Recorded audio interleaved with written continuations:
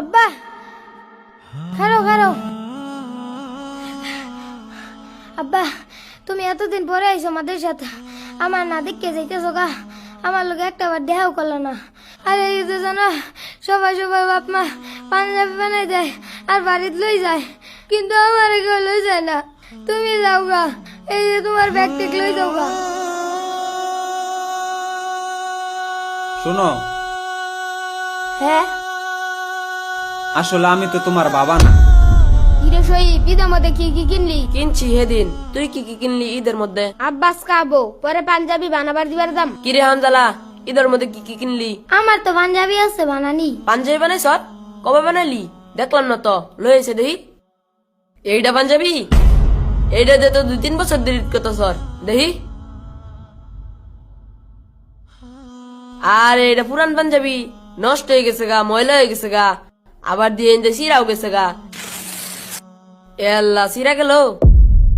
সিরে আল্লি পাঞ্জাবি দা, কইছিলাম এই পাঞ্জাবি দিয়ে ঈদ করমু। আরে বেটা, এই পাঞ্জাবি তো আগের সিরা, কয় বছর ঈদ করবে এই পাঞ্জাবি দিয়া? যা। বাবা এদিকে আসো।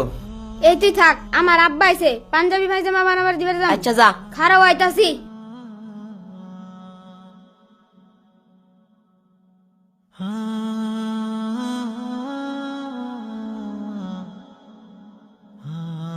তোমার হুজুর কই?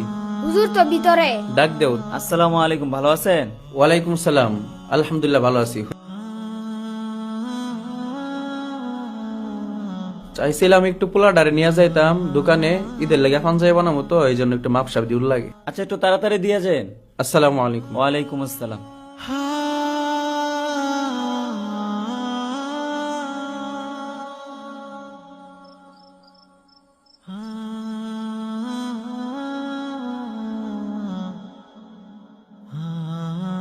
হুজুর এই সিটিতে আমাদের বাড়িতে পাঠাবেন।